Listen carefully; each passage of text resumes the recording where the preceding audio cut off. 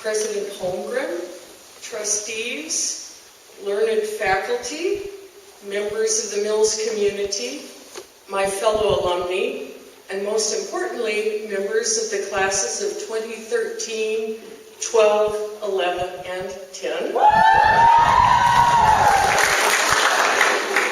Thank you for the very great honor and for the opportunity to address you.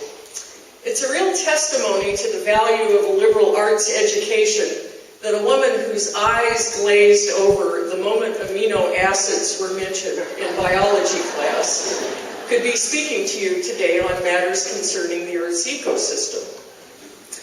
In preparing this talk, I made several stabs at a 40-year gloom and doom update. I wrote reams about some of the critical, quite physical problems bearing down on not only the human race, but myriad other life forms.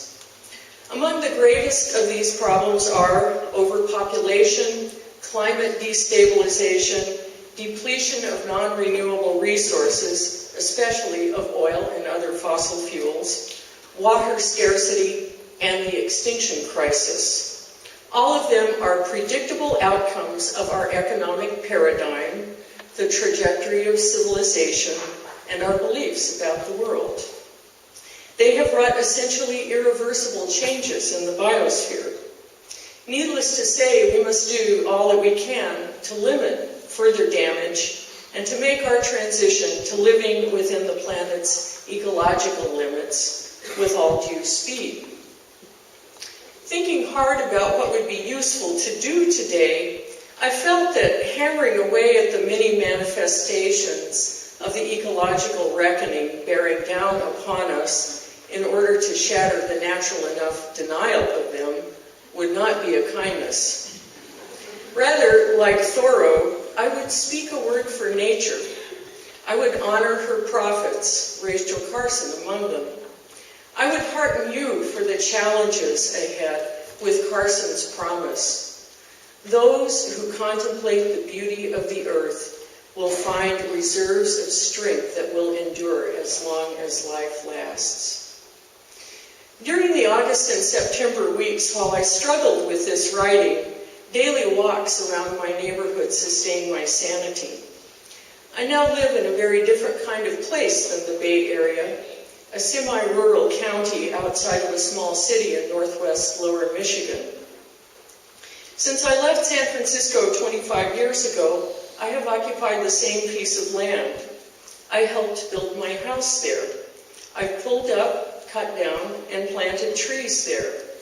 In good years, my attempts at vegetable gardening in the beach sand that passes for soil at my place have yielded up to a pound of string beans. No sustainability coming from that quarter.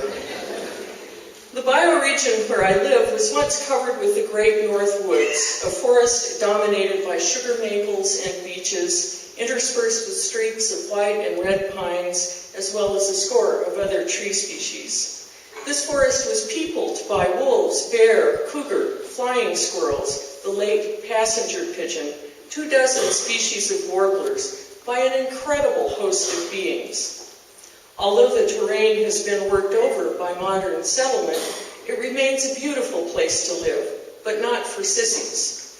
There are 4 dramatically distinct seasons, including a real winter. Last year's total snowfall in some places, not to brag, was 170 inches.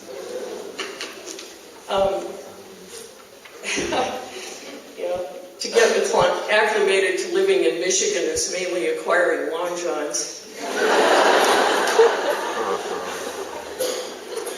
Living there has been an extended education. I'm a slow learner, but in relationships with the land, most of what's worth knowing can only be learned slowly. One thing I do know is that if I go outside and open my senses, I will meet up with a marvel or two. On one of my mid-September walks, I decided to filch some apples from an abandoned orchard nearby. The old fruit trees there are various, hardy, and prolific, camouflaged by trees and shrubs that have grown up since the orchard was left to its own devices. There is also an enormous ash tree in that tract of so-called vacant land. Its size isn't obvious from a distance, but up close you discover that its trunk is more than 3 feet in diameter at breast height. Before my apple heist, I made a pilgrimage to the ash tree, wading through the old field vegetation of knee-deep dried grasses, bouncing bet, knapweed, and Canada goldenrod. There's a hedge of autumn olive, an exotic plant, around the ash tree's base. In disturbed landscapes, autumn olive grows in dense thickets wherever birds can perch and excrete its seeds. I bashed my way through the alien shrubbery just to touch the great old ash tree. This ash might have been growing there 100 years. That's a massive life experience, worthy of deep respect. Meetings with ash trees can be melancholy, though. Midwestern ashes may succumb to an invasive insect, the emerald ash borer, arrived here as an unintended consequence of world trade. Just as the Dutch elm beetle killed off the elms and the blight the chestnuts, the emerald ash borer may administer the coup de grace to the ashes, already stressed by deforestation and air pollution. Yet, ash seedlings proliferate along the nearby roadside.